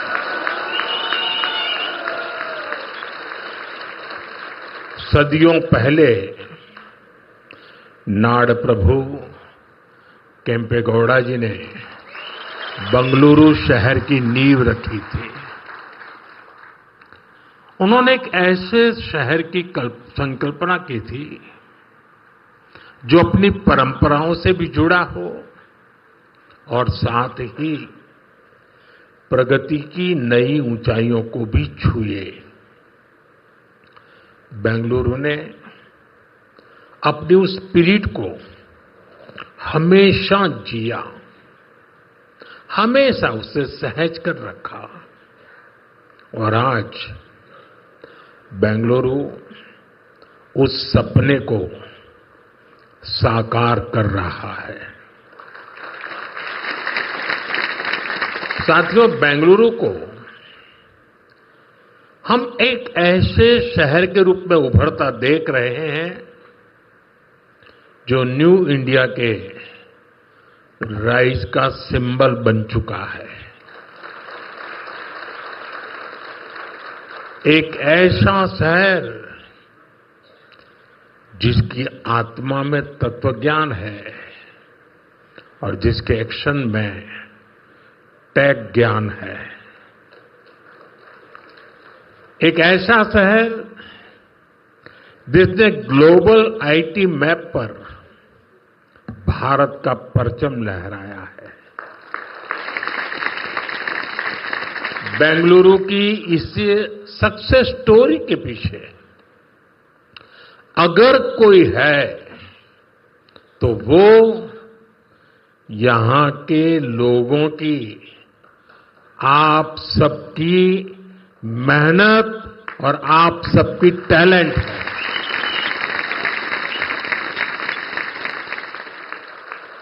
फ्रेंड्स, 21वीं सदी में अर्बन प्लानिंग और अर्बन इंफ्रास्ट्रक्चर हमारे शहरों की बहुत बड़ी आवश्यकता है। बेंगलुरु जैसे शहरों को हमें भविष्य के लिए भी तैयार करना है। बीते समय में बेंगलुरु के लिए भारत सरकार की तरफ से हजारों करोड़ रुपए की योजनाएं शुरू की गई हैं।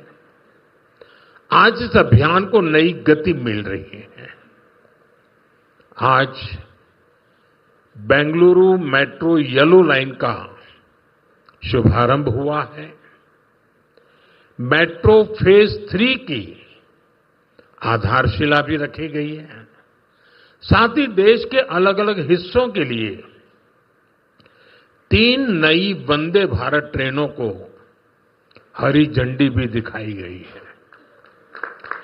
बेंगलुरु से बेलगावी के बीच वंदे भारत की सेवा शुरू हुई है। इससे बेलगावी के व्यापार और टूरिज्म को बढ़ावा मिलेगा।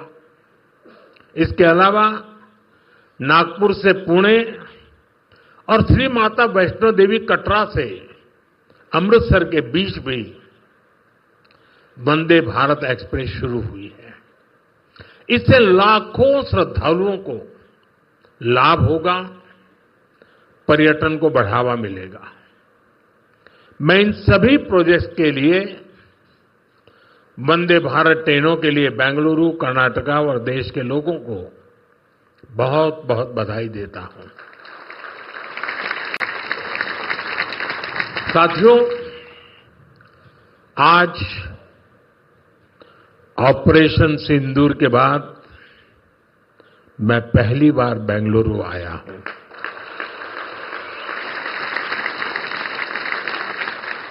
ऑपरेशन सिंदूर में भारतीय सेनाओं की सफलता सीमा पार कई किलोमीटर भीतर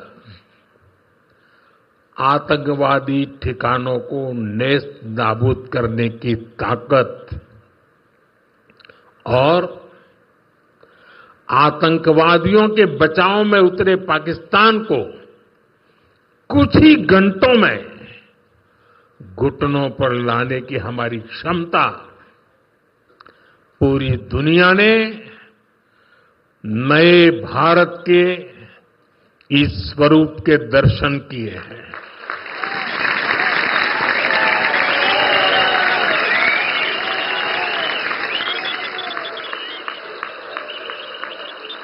ऑपरेशन सिंदूर की सफलता के पीछे बहुत बड़ी वजह हमारी टेक्नोलॉजी और डिफेंस में मेक इन इंडिया की ताकत है।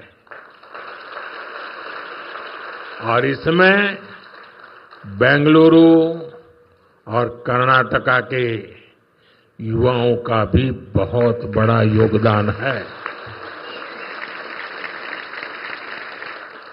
मैं इसके लिए भी आज आप सभी का अभिनंदन करता हूं।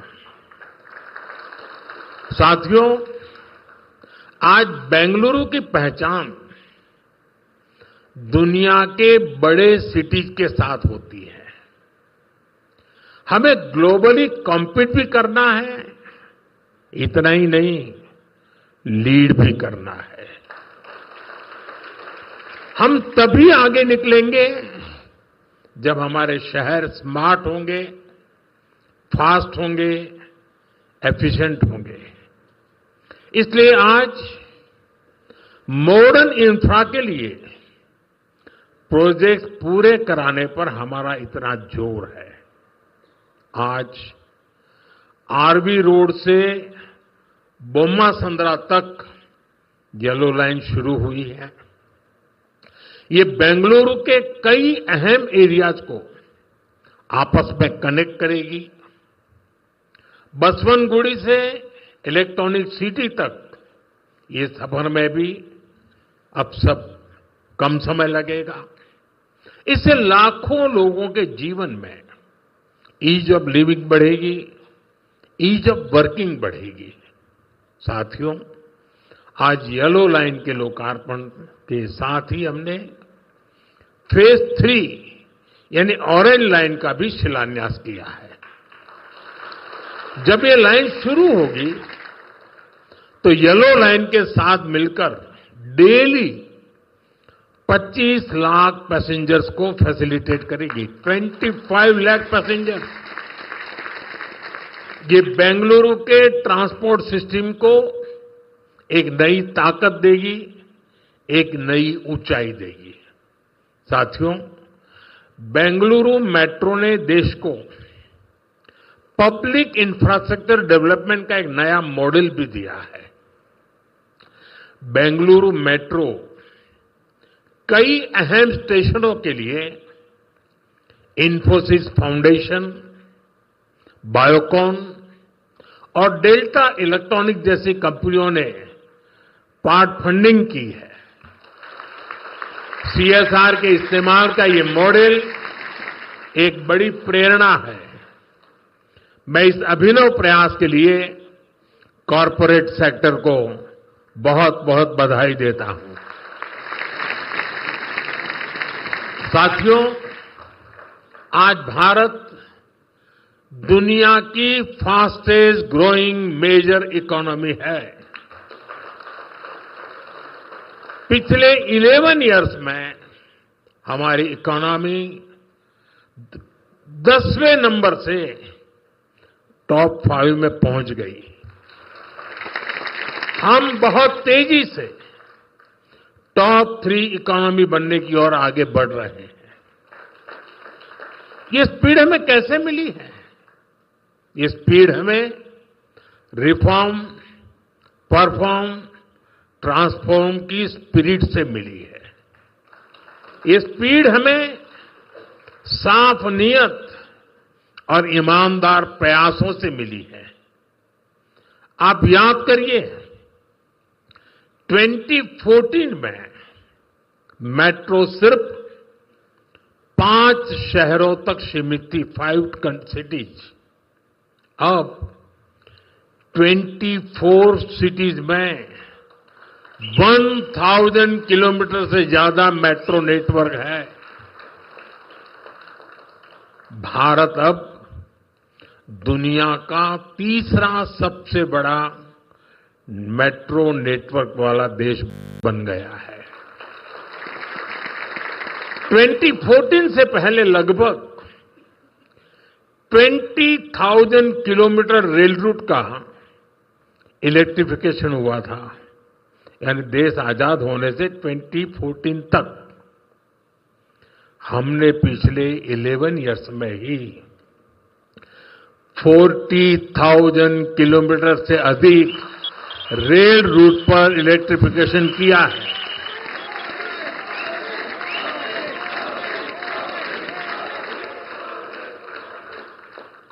साथियों, जल, थल, नभ कुछ भी अछूता नहीं रखा है।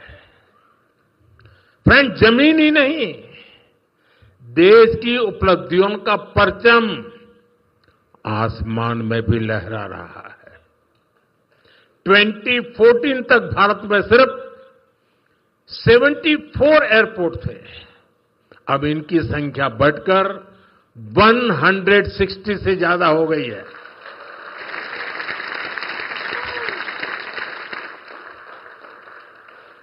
नभ की सिद्धि, थल की सिद्धि और जल की भी वाटरवेज का आंकड़ा भी उतना ही शानदार है। 2014 में सिर्फ 3 नेशनल वाटरवेज ऑपरेशनल थे। अब यह संख्या बढ़कर 30 हो चुकी है। साथियों, हेल्थ और एजुकेशन सेक्टर में भी देश ने एक बड़ी जंप लगाई है। 2014 तक हमारे देश में सिर्फ 7 एम्स और 387 मेडिकल कॉलेज थे। अब 22 एम्स और 704 मेडिकल कॉलेज लोगों की सेवा में जुटे हैं।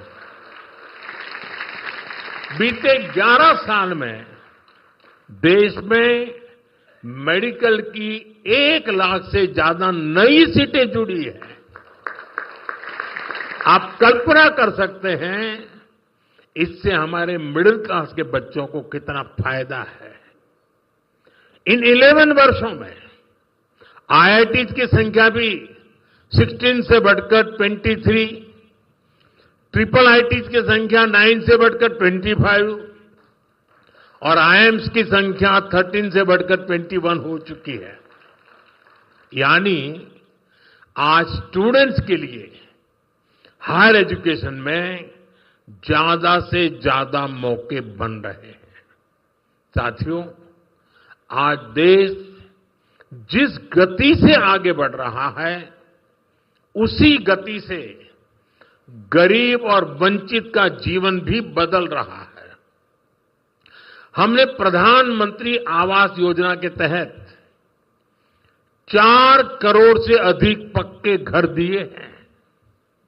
अब हमारी सरकार 3 करोड़ घर और बनने जा रही है। हमने सिर्फ 11 इयर्स में 12 करोड़ से अधिक टॉयलेट्स बनाए हैं। इससे देश की करोड़ों माताओं बहनों को गरिमा, स्वच्छता और सुरक्षा का अधिकार मिला है। साथियों, देश आज जिस गति से विकास कर रहा है इसके पीछे हमारी इकोनॉमिक ग्रोथ एक बड़ा फैक्टर है। आप देखिए, 2014 से पहले भारत का टोटल एक्सपोर्ट $468 बिलियन तक पहुंचा था। आज ये $824 बिलियन हो गया है। पहले हम मोबाइल इंपोर्ट करते थे, वहीं अब हम मोबाइल हैंडसेट के टॉप 5 एक्सपोर्टर बन गए हैं। और बेंगलुरु की इसमें बहुत बड़ी भूमिका भी है। 2014 से पहले हमारा इलेक्ट्रॉनिक्स एक्सपोर्ट लगभग $6 बिलियन था। अब ये भी लगभग $38 बिलियन तक पहुंच गया। साथियों, 11 इयर्स पहले तक भारत का ऑटोमोबाइल एक्सपोर्ट लगभग $16 बिलियन था। आज ये 2 गुने से अधिक हो चुका है, डबल हो चुका है। और भारत ऑटोमोबाइल का 4था सबसे बड़ा एक्सपोर्टर बन गया है। ये उपलब्धियां आत्मनिर्भर भारत के हमारे संकल्प को मजबूती देती है। हम मिलकर आगे बढ़ेंगे और देश को विकसित बनाएंगे। साथियों, विकसित भारत न्यू इंडिया की ये यात्रा डिजिटल इंडिया के साथ कदम से कदम मिलाकर पूरी होगी। आज हम देख रहे हैं इंडिया एआई मिशन जैसी योजनाओं से भारत ग्लोबल एआई लीडरशिप की दिशा में आगे बढ़ रहा है। सेमीकंडक्टर मिशन भी अब स्पीड पकड़ रहा है। भारत को जल्द ही मेड इन इंडिया चिप मिलने जा रही है। आज Bharat low cost, high tech space mission का ग्लोबल उदाहरण बन गया है। यानी फ्यूचरिस्टिक टेक्नोलॉजी से जुड़ी जो भी संभावनाएं हैं, भारत उन सब में आगे बढ़ रहा है। और भारत के इस एडवांसमेंट की सबसे खास बात है एम्पावरमेंट ऑफ पुअर।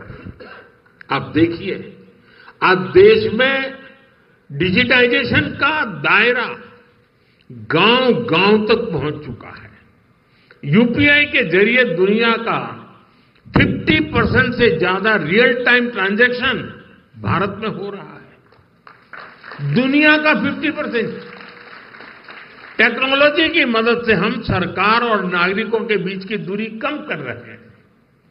आज देश में 2200 से ज्यादा सरकारी सेवाएं मोबाइल पर उपलब्ध है। उमंग ऐप से आम नागरिक घर बैठे सरकारी काम निपटा रहा है। डिजी लॉकर से सरकारी प्रमाण पत्रों का झंझट खत्म हुआ है। अब हम एआई पावर्ड थ्रेट डिटेक्शन जैसी टेक्नोलॉजीज में भी निवेश कर रहे हैं।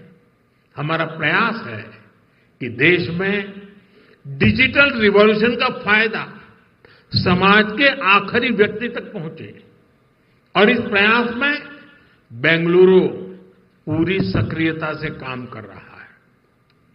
साथियों, वर्तमान उपलब्धियों के बीच अब हमारी अगली बड़ी प्राथमिकता होनी चाहिए टेक आत्मनिर्भर भारत। इंडियन टेक कंपनियों ने पूरी दुनिया में अपनी छाप छोड़ी है। हमने पूरे वर्ल्ड के लिए सॉफ्टवेयर और प्रोडक्ट्स बनाए हैं। अब समय है हम भारत की जरूरतों को और ज्यादा प्रायोरिटी दें। हमें नए प्रोडक्ट्स डेवलप करने में और तेजी से आगे बढ़ना है।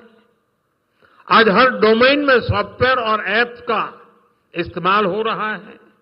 इसमें भारत नई ऊंचाई पर पहुंचे, ये बहुत जरूरी है। जो इमर्जिंग फील्ड्स है, हमें उनमें भी लीड लेने के लिए काम करना होगा। हमें मेक इन इंडिया में मैन्युफैक्चरिंग सेक्टर में भी बेंगलुरु और कर्नाटका की प्रेजेंस को और मजबूत करना है। और मेरा आग्रह है हमारे products zero defect, zero effect के स्टैंडर्ड पर टॉप क्वालिटी के होने चाहिए।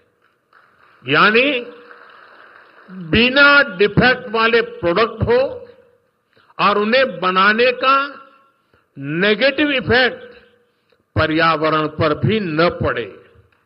मेरी अपेक्षा है कर्नाटका का टैलेंट आत्मनिर्भर भारत के इस विजन को लीड करे। साथियों, केंद्र सरकार हो या राज्य सरकार, हम सभी जनता की सेवा के लिए हैं। हमें देशवासियों की बेहतरी के लिए साथ मिलकर कदम उठाने हैं। इस दिशा में एक जो सबसे जरूरी जिम्मेदारी है वो है नए रिफॉर्म्स। बीते एक दशक में हमने लगातार रिफॉर्म्स को आगे बढ़ाया है। उदाहरण के तौर पर भारत सरकार ने कानूनों को डीक्रिमिनलाइज करने के लिए जन विश्वास बिल पास किया है और अब इसका जन विश्वास 2.0 भी पारित करने जा रहे हैं। राज्य सरकारें भी ऐसे कानूनों की पहचान कर सकती हैं जिनमें अनावश्यक आपराधिक प्रावधान हैं, उन्हें खत्म किया जा सकता है। हम मिशन कर्मयोगी चला रहे हैं ताकि सरकारी कर्मचारियों को कॉम्पिटेंसी बेस्ड ट्रेनिंग दी जा सके। राज्य भी अपने अधिकारियों के लिए इस लर्निंग फ्रेमवर्क को अपना सकते हैं। हमने एस्पिरेशनल डिस्ट्रिक्ट